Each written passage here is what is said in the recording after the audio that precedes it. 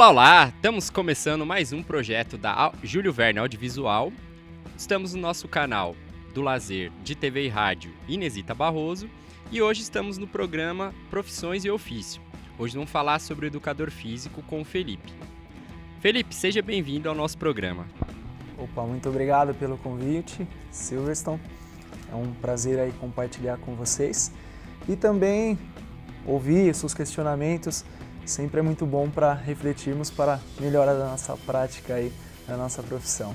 Legal, se apresenta pra gente seu nome, sua formação, o que você tem feito atualmente. Ok, sou o Felipe, tenho 28 anos, sou formado desde 2009 em licenciatura plena em Educação Física. No ano de 2013 iniciei a especialização em Educação Física Escolar. E ao término, em 2015, iniciei a pedagogia e concluí a pedagogia em 2017. E atualmente estou buscando projetos aí para dar continuidade nos estudos. Felipe, como é o dia a dia de um educador físico? Olha, a grande palavra está em questão aí é o planejamento, né? Acho que toda profissão não deveria deixar de lado a professora em sala de aula não ter um planejamento, não pensar em ideias. Quer dizer, com o planejamento já é difícil você trabalhar. Imagine sem o planejamento. Então, hoje para você ter um bom planejamento exige estudo, preparo, né? Você tem que conhecer os seus alunos para chegar lá você ter a sensibilidade. O que você pode oferecer para os seus alunos? O que você pode oferecer para aquela comunidade? O que você pode fazer para mudar aquele cenário, né? Então é um pouco isso. Então você, além de os estudos, além de o planejamento, você tem que ter uma proximidade aí em aspectos sociais bem próxima dos alunos, com a comunidade escolar, com a direção, pois sozinho se torna muito difícil. E como é que é ser professor aí nos dias de hoje? O que você tem a falar pra gente? Não é uma tarefa tão simples, porque se nós formos olharmos para a profissão, o educador, o alfabetizador, o professor, ele está lá para lecionar apenas a sua disciplina. Mas no contexto real não é bem assim que acontece, né? Muitas vezes nós acabamos sendo pai, né? Professoras acabam sendo mãe, irmãos, você acaba tendo às vezes mais outros papéis além de o professor em sala de aula. E isso implica em várias coisas, né? Uma delas é o envolvimento com o aluno, né? Só que a gente tem que pesar isso, né? Tem que colocar na balança. Eu estou mais em sala de aula atingindo os fatores sociais, que é às vezes a ausência da família, eu estou cumprindo esse papel, mas deveria cumprir? Ou estou lecionando a minha disciplina, estou lá alfabetizando os meus alunos e não estou dando importância para isso.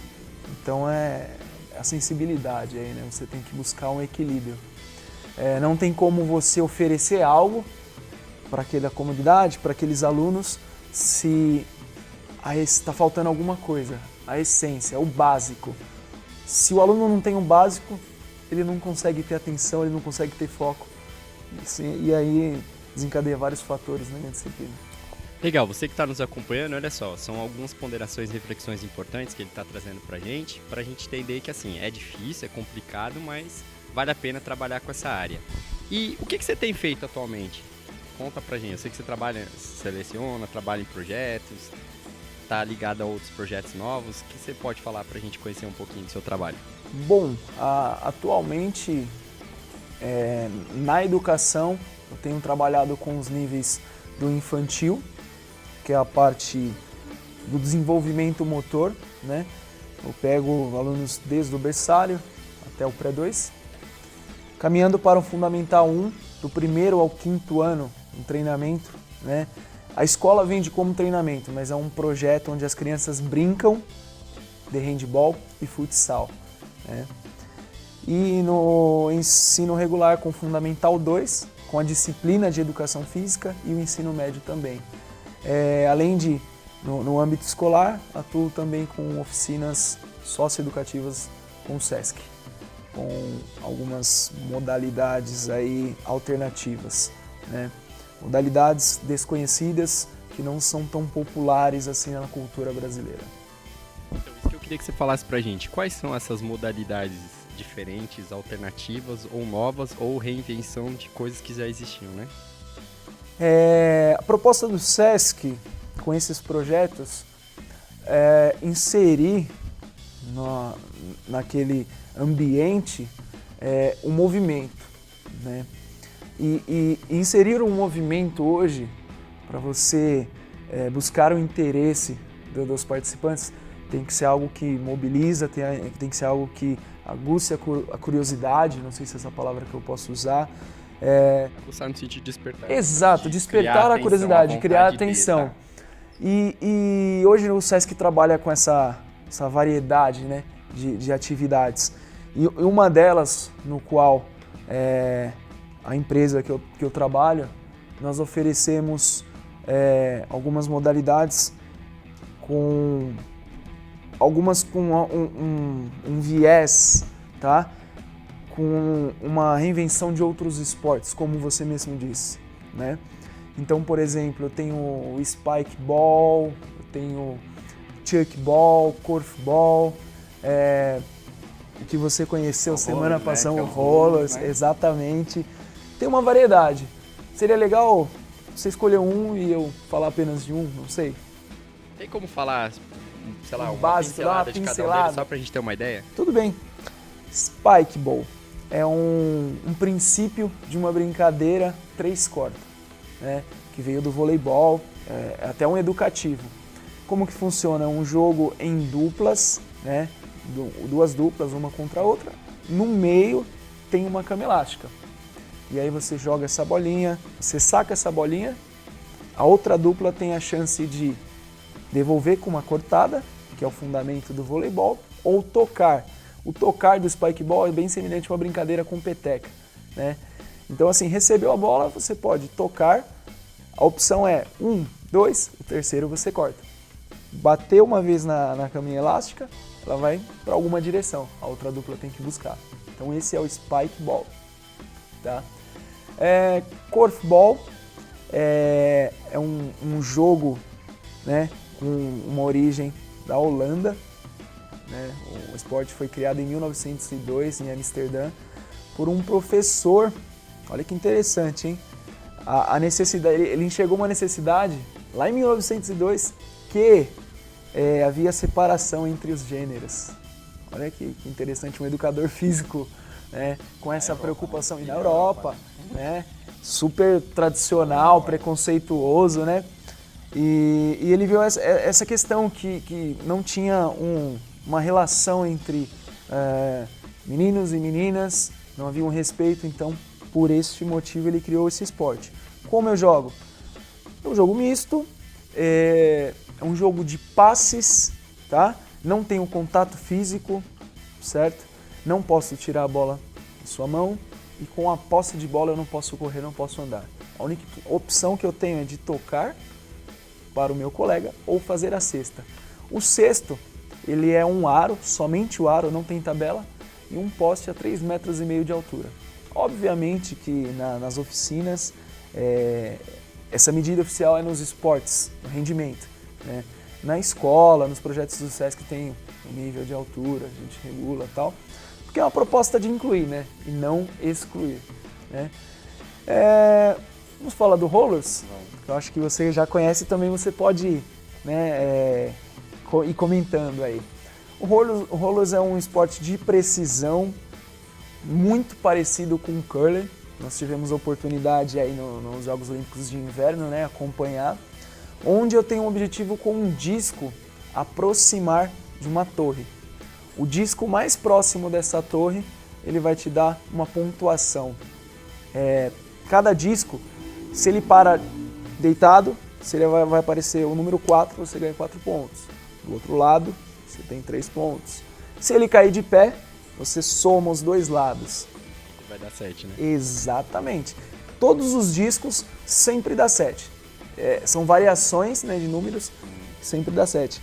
E o terceiro detalhe aí é que se ele encosta na torre, você multiplica o seu resultado por 2. Então, além de ser um esporte aí também, pode ser usado nas escolas, não só por princípios, né, do movimento, mas também cognitivos, né, relacionados à matemática, que é o que a gente chama da interdisciplinaridade, né?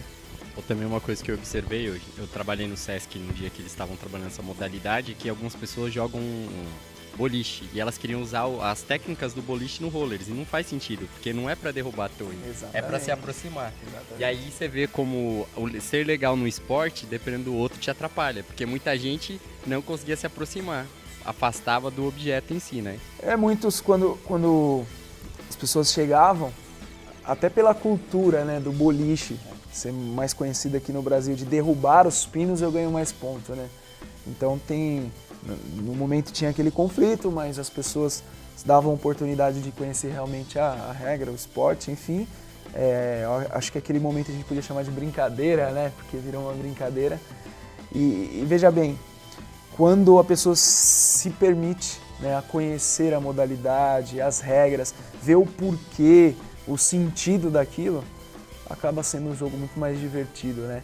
Porque se você ir para o objetivo de querer derrubar, você danifica o material, corre o risco do disco pegar nas pessoas, entre outros fatores aí. Eu acho que tem mais um destaque que eu faria, que é um jogo estadunidense. É interessante que assim, a gente tem esse hábito de achar que sempre é competitivo. Esse jogo não é competitivo.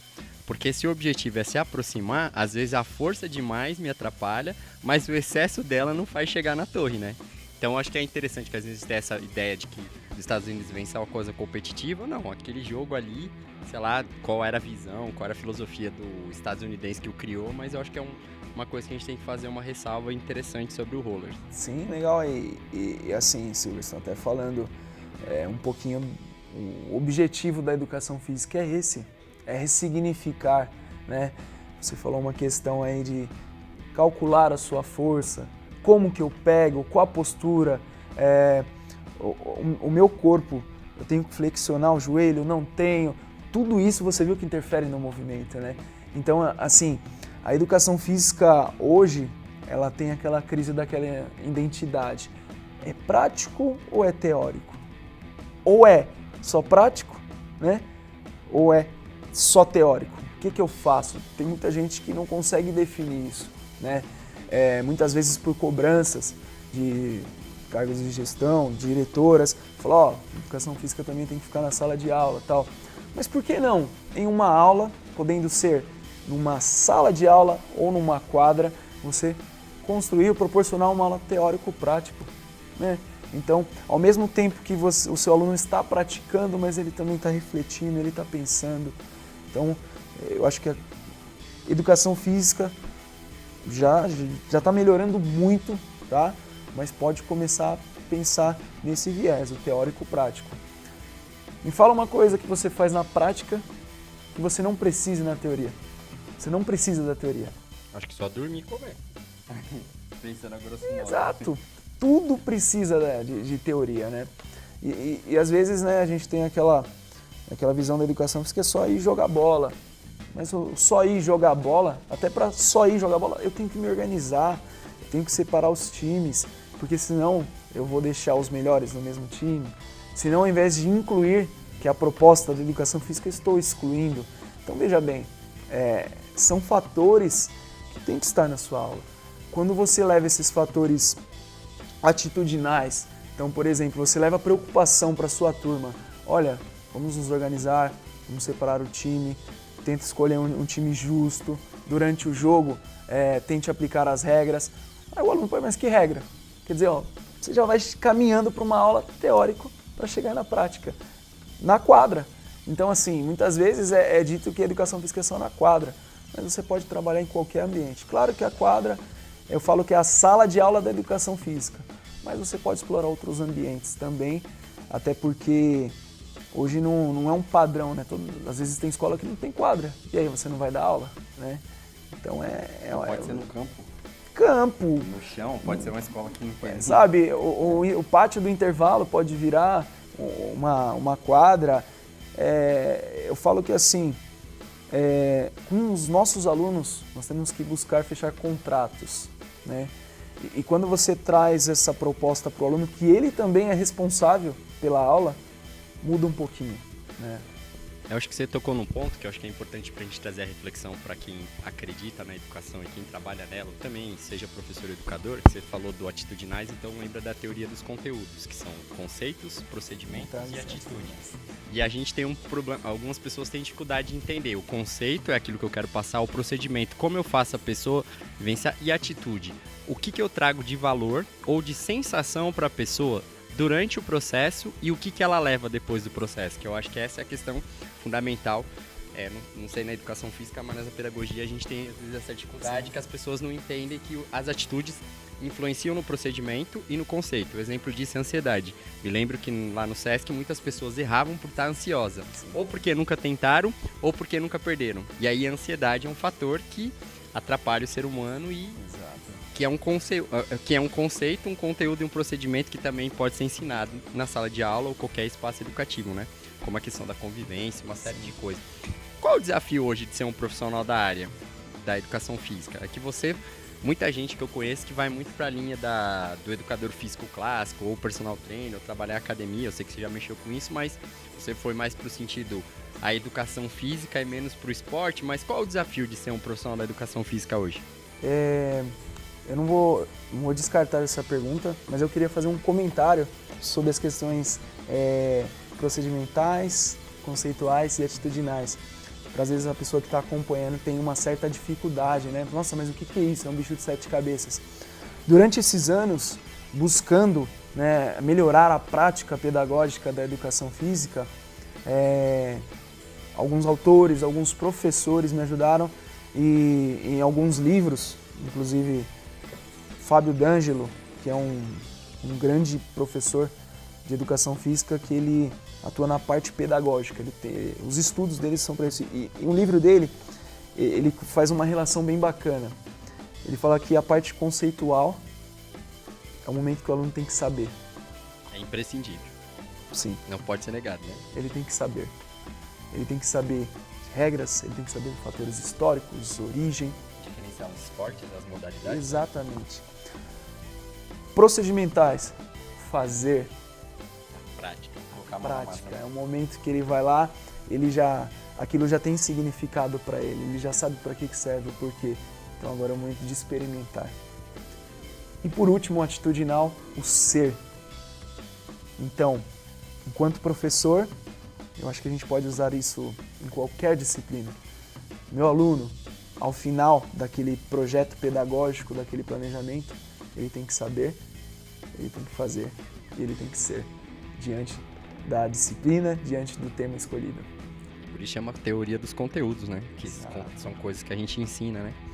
E aí, voltando, respondendo a sua pergunta, que eu achei muito pertinente compartilhar, os desafios da educação física, foi a pergunta, correto? Exato.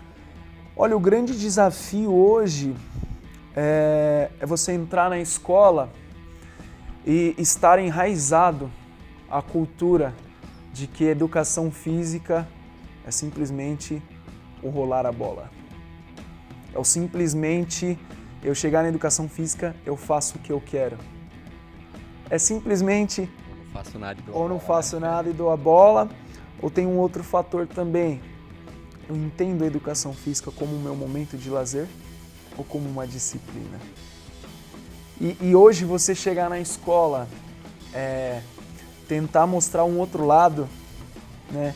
Você até um pouco radical, mas desconstruir tudo isso é um grande desafio, porque você não está relacionado somente com o aluno. Se fosse só com o aluno seria muito mais fácil, mas tem a direção, tem a coordenação, tem os pais, tem os funcionários, que todos eles fazem parte do processo educacional, né? Então, assim, você desconstruir tudo isso e assim, você usa linguagens diferentes. da forma que você fala com o aluno, você fala a mesma coisa que você quer falar com o aluno, mas se um pai vir perguntar, você tem que falar de outro jeito. A direção, você conversa, tem que ter uma outra linguagem. Então você encontrar meios, métodos, né, para conseguir alinhar tudo isso é um grande desafio hoje nas escolas. E uma questão importante para a gente conversar da educação física é temos um problema de gênero, e aí vou partir do princípio gênero mulher, homem e mulher, mas existem outros gêneros, a gente vai ter um outro programa para falar sobre isso, mas vamos pegar a questão homem e mulher. Como é que é aí? Porque a educação física durante uma época valorizava um grupo em detrimento do outro, ou já aconteceu o contrário. Como é o desafio da educação física no sentido de aprender, ensinar aos os gêneros, no sentido de conceito, procedimento e de atitude, a conviver sem deixar de ser, a compartilhar sem negar que sou. Como é que é isso? É uma tarefa, como todas as outras, é um grande desafio, né? Porque hoje a nossa cultura fala que somos livres, né? Falam que nós somos democráticos, mas a gente tem que tomar ter um cuidado para olhar para isso. Por quê?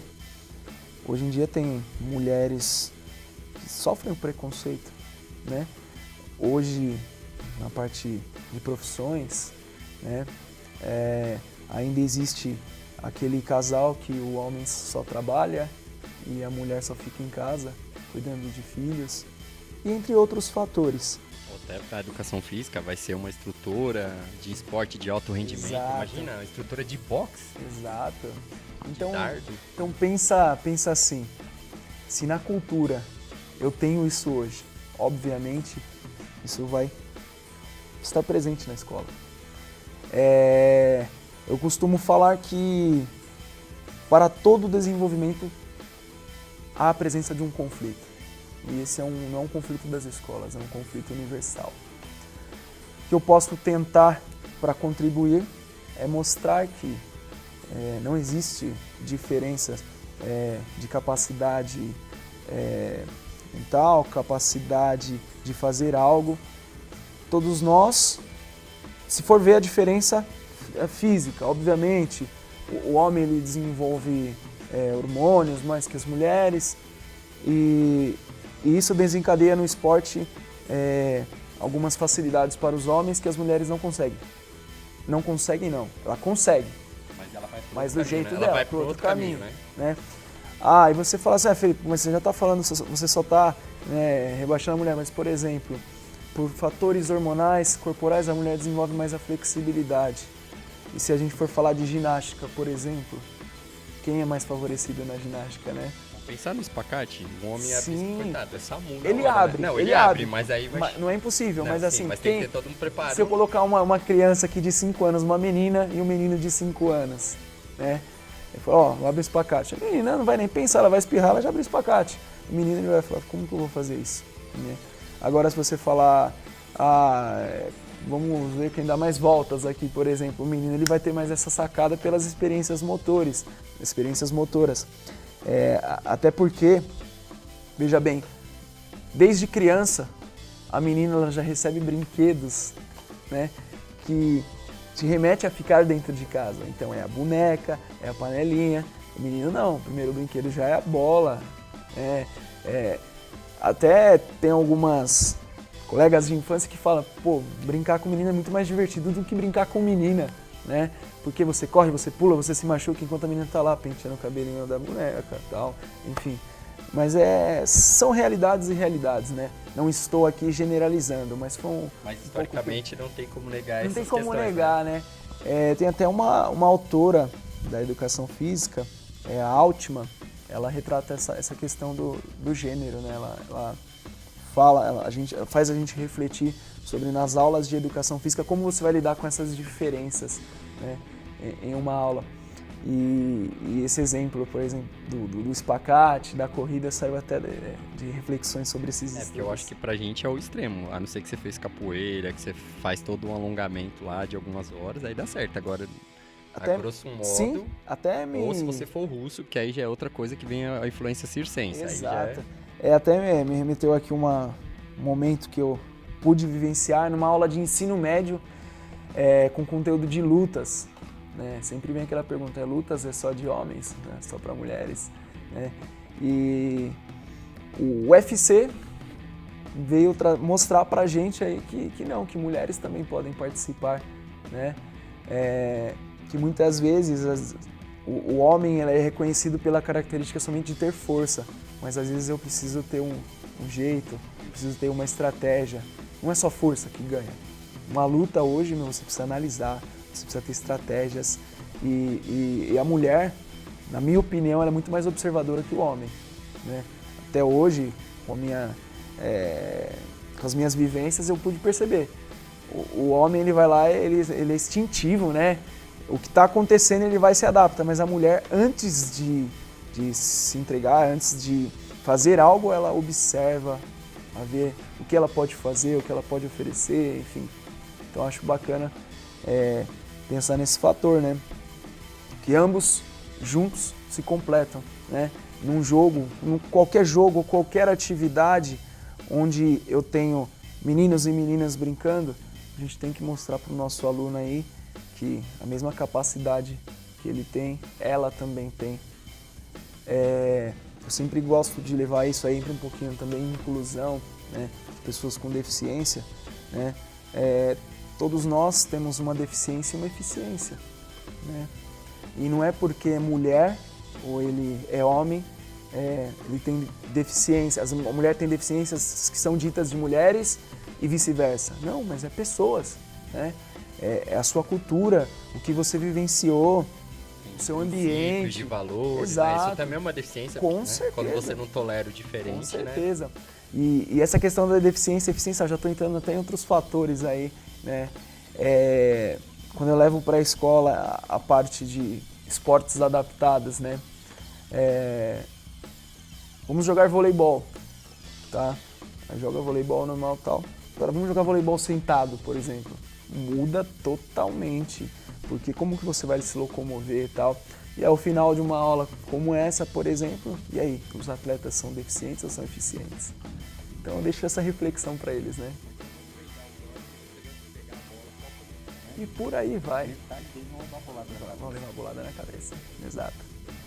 E, Felipe, desses projetos aí que você tem participado, o que mais tem chamado sua atenção dessas novas modalidades, dessas novas metodologias? O que isso, na sua opinião, como profissional de educação física, tem contribuído em reflexões e novas práticas para você como profissional e pensando nos alunos em si? Muito bom. Nós ouvimos e nós temos muito mais argumentos que reforçam que não é possível hoje trabalhar na educação, né? Mas quando você se permite a se especializar, a refletir mais sobre os seus métodos, isso te leva a buscar outros meios, né? A buscar outras práticas e também perceber que assim, e ter uma humildade também de que nós somos seres inacabáveis. Nós estamos em processo de aprendizagem diariamente. Todo dia a gente sai de casa, a gente aprende alguma coisa. Eu não posso trabalhar, né, com os meus alunos com métodos, né, da década passada, porque são alunos totalmente diferentes. Eu tenho que sempre procurar me adaptar ao tipo de aluno que eu estou trabalhando, né? Eu não posso, por exemplo, chegar em alguma escola e querer, a gente vai trabalhar hoje futebol americano. Eu não conheço os meus alunos, eu não sei se eles conhecem. Então, assim, eu posso trabalhar o futebol americano, mas antes de conhecer o meu público, saber qual é a relação dele com o futebol americano. Porque muitas vezes o que está enraizado naquela cultura pode ser o lacrosse, pode ser o boliche, pode ser o voleibol, explorar outras coisas. Mas antes também eu tenho que conhecer, né? Então, assim, mediante a isso que eu tenho falado para vocês, o que eu tenho percebido é a busca, gente. Eu tenho que buscar, eu tenho que estudar, eu tenho que ver o perfil de aluno que eu estou trabalhando e a questão dos esportes novos, como você colocou aí. Se nós hoje, se eu for lançar uma pergunta para o aluno, que já está na fase terminal da escola, ensino médio, que esporte que você lembra que você fez na educação física? Tem vários, né? Mas o que você mais... Aí já fala, tirando o futebol, né? Eu vi vários, mas assim, qual a chance de aparecer? O handball, o basquete, o voleibol e o famoso, que ninguém conhece, o futsal, né? O futebol, enfim. Então, assim, quando eu venho com essa proposta do novo, quer dizer, eu vou desafiar o meu aluno, né, com outro tipo de movimento, com outras regras. Então não deixa também de ser um novo método, novas estratégias, né? Tem até uma visão de Piaget que eu utilizo muito no meu planejamento, em sala de aula, é aquela questão o aluno, para ele se desenvolver, ele precisa ser desafiado. Então, eu lanço um problema para o meu aluno, para ele resolver esse problema. Só que vai chegar um momento desse problema que ele vai conseguir, né? Ele desvendou o problema, e aí ele vai desvendando, ele já conseguiu desvendar e ele está lá brincando. Por exemplo, o desafio era fazer a cesta. Ele ficou tentando, conseguiu fazer a cesta. Ele, obviamente, a sua motivação vai buscar ele arremessar mais vezes até aumentar o número. Só que vai chegar uma hora que ele vai acomodar. Ele vai diminuir a qualidade do movimento, ele já não vai ser a mesma porque ele não está mais motivado. E aí vem o novo desafio, né? Ele acomodou, preciso vir com outra coisa. Legal, agora então você já sabe arremessar, agora você vai ter que combinar o quicar a bola com as 3 passadas para você entrar na bandeja e arremessar. Novo desafio foi lançado. Só que a educação física, ela tem trabalhado e utilizado esses meios há muitos anos, né? E não que acabou, né, estratégias, novos métodos para trabalhar com isso, mas já está saturado, né? E aí, quando vem esses esportes novos, né? Como eu disse para você aí, o rollers, o spikeball, curveball, chuckball, são coisas diferentes que não estamos acostumados a ver no dia a dia. A própria queimada, né? Que tem uma variação da queimada russa, queimada rollerblade. Exato. É uma coisa que é uma brincadeira desafio... que todo mundo gostar de fazer para atingir o outro. Não, tem hora que você tem que se proteger, Sim. né? Eu sempre gosto e valorizo muito o profissional de educação física, o professor que faz isso, que ele consegue buscar as variações do jogo.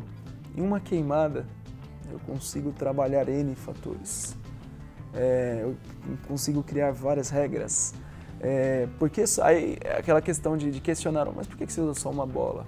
Mas por que só de 2 lados? Por que não de 4 lados? Né? E você vai variando o jogo e quando você vê, você explorou diversas habilidades no jogo, não só as habilidades motoras, mas as habilidades pessoais, interpessoais, sociais, né? No jogo, eu falo que em qualquer jogo, gente, você consegue visualizar aquele aluno que é líder, aquele que motiva, aquele que exclui, aquele que inclui. Então, assim... Aquele que se retrai, né? Aquele que se retrai. Então, assim, eu vejo que o jogo, o esporte, a dança, a ginástica, lutas e entre outros meios de se movimentar, que é o objetivo da educação física, é um grande cenário para o professor observar, né, e avaliar se hoje os seus métodos está trazendo bons resultados, se está gerando conflito. Se está gerando conflito porque está no caminho de alguma coisa, mas gerou conflito. Eu vou parar nesse conflito, eu tenho que mediar, né? Ou se eu potencializar e virar confronto, né, que já é outra coisa. Né? Exato. Então, assim, o professor, para chegar nesse nível, ele tem que estar muito preparado, muito preparado. E o estudo, a observação, as reflexões. Também é muito fácil apontar e falar os alunos não colaboram, mas também a prática que eu estou tendo hoje, né? O método que eu estou usando está de acordo com aquela realidade, né? Então, são algumas coisas que acho que todo professor aí, não só da educação física, pode se fazer essa pergunta.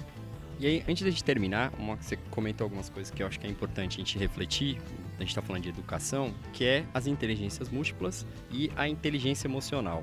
Então, acho que é interessante um pouco disso que você está falando, porque a gente percebe que em qualquer disciplina pode ser feito isso, até mesmo na educação social, mas a gente ensina valores, passa valores, as pessoas vivenciam, a gente aprende com os nossos educandos ou alunos.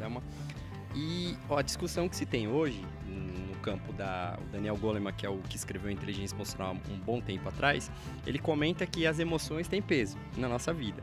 E eu acho que é interessante isso que você está falando, e também as inteligências múltiplas são as formas que as pessoas podem se chamar a atenção, é o som, é o movimento e é uma série de teorias outras coisas. De Gardner. Um pouco disso também. Tem o Gardner e tem outros que trazem essa questão também. Então, só para a gente encerrar, queria que você falasse um pouquinho sobre... Porque, vamos dar exemplo, você falou a questão do futebol americano, mas o futebol americano, se eu vou lembrar dos All Blacks, lembrando a África do Sul. Sinônimo assim, eu tenho que derrubar aquele cara, e tem um cara forte. Então, se eu já tenho um conflito de gênero, imagina se as meninas forem frágeis e não saberem se defender. Vai sair todo mundo machucado. Ou a não ser que você inverta, menina pra cá e menino pra lá, mas aí já é outra estratégia. Sim. Ou você bota as meninas pra proteger os meninos.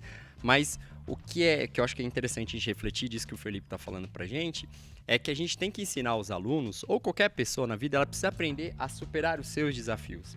Ela precisa entender que ela tem fraquezas, que é humano. Mas ela também tem que entender que ela tem potencialidades. E eu acho que esse é o desafio. Talvez a educação física consiga resolver isso muito mais que as outras áreas.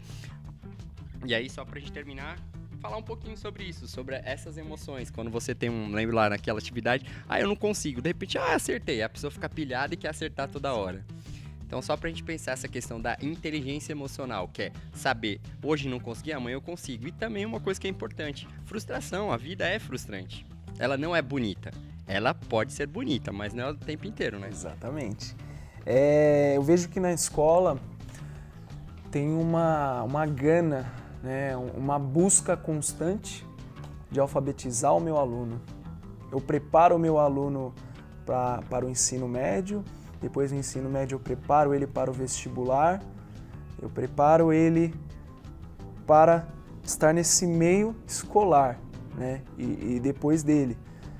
Mas eu preparo o meu aluno para a vida, né, para lidar com as emoções, que, na minha opinião, hoje a escola deixa muito a desejar essa questão emocional, né? Em algumas disciplinas existe essa questão, né, do perder, do ganhar, né? Está muito presente na educação física, que pode ser explorado muito, né? Mas desde casa, da família, eu falo por mim, eu escutei dos meus pais, você vai crescer, você vai arrumar um bom trabalho, aí você vai fazer a sua faculdade, você vai casar, você vai ter filho, sua vida vai ser linda. Mas ninguém me falou que para chegar nessa fase eu teria coisas que dariam errado, né? E aí, o que fazer quando dá errado? O que fazer quando eu não tiro uma nota boa na prova, né? O que fazer se eu perdi o horário e essa perca do horário me deu um resultado negativo? Como que eu vou, né, trabalhar com isso? E estamos criando uma cultura de eu transferir o que eu fiz de negativo e jogar a responsabilidade para o outro, né? Eu não assumo, eu só assumo o que é bom para mim, eu só assumo aquilo que eu fiz. Aí vai um exemplo, sou aluno, sou seu aluno. Professor, tirei 10 na prova.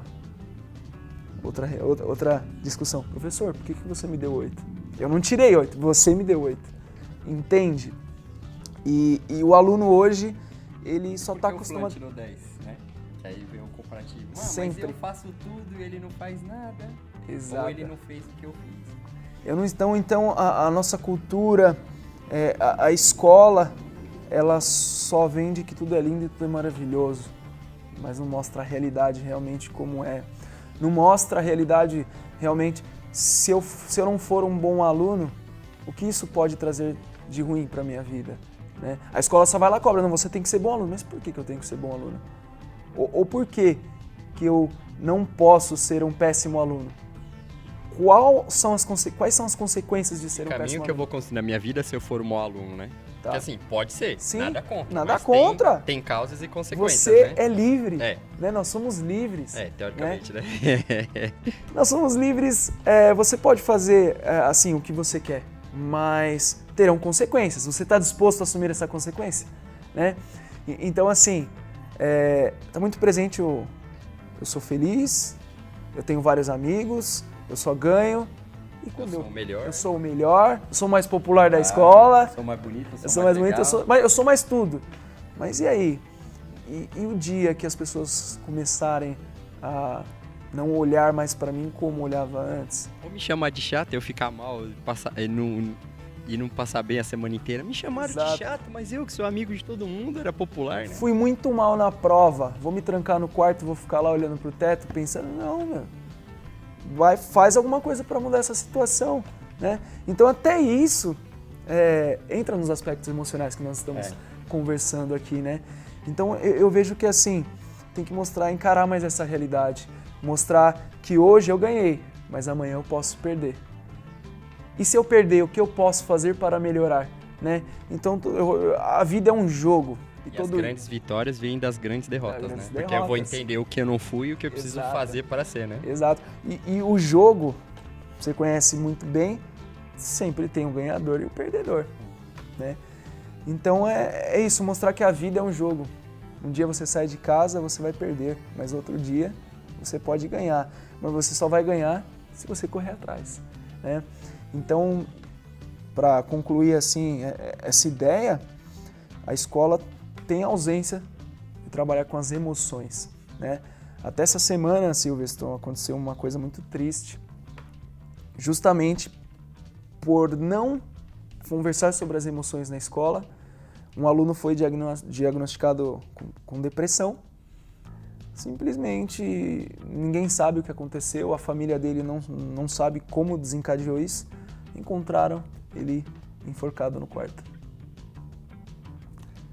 E aí, assim, as estatísticas dizem que o número de suicídio entre crianças e jovens cresceu bastante no Brasil e no mundo. E aí você fala, isso acontece porque aconteceu e alguém não foi meu aluno, mas era alguém perto de alguém que eu conheça, né?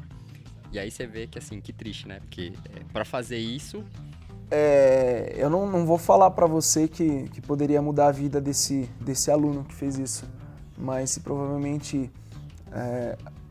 alguém se aproximasse dele e muitas pessoas podem ter observado que ele não estava bem, mas ninguém foi lá, o que está acontecendo, né? E aí eu vi as publicações dos colegas, nossa, eu poderia ter ido conversar com ele, eu poderia ter dado um bom dia para ele, eu poderia ter abraçado, né? Mas só fica no poderia. Ele é humano como eu, né? Aí, mas você vê, nessa hora, que bom, né, que a humanidade, apesar dela estar em conflito, mas é uma coisa comum, quantas crianças ou tomando remédio, tarja preta, controlado, depressão, tantos distúrbios, né, que já nem mais nem doença. Será que se na escola tivesse psicólogos, não sei, psicopedagogos, eu acho que já não sei se entra também psicopedagogos, mas psicólogos eu tenho certeza, para ouvir, né, para saber o que eu faço diante das situações negativas, o que eu faço diante das situações positivas, como lidar com isso, né? Não impondo, né? Isso aqui é o manual para você ser feliz. Não é isso, mas fazendo a pessoa refletir, eu acho que seria diferente.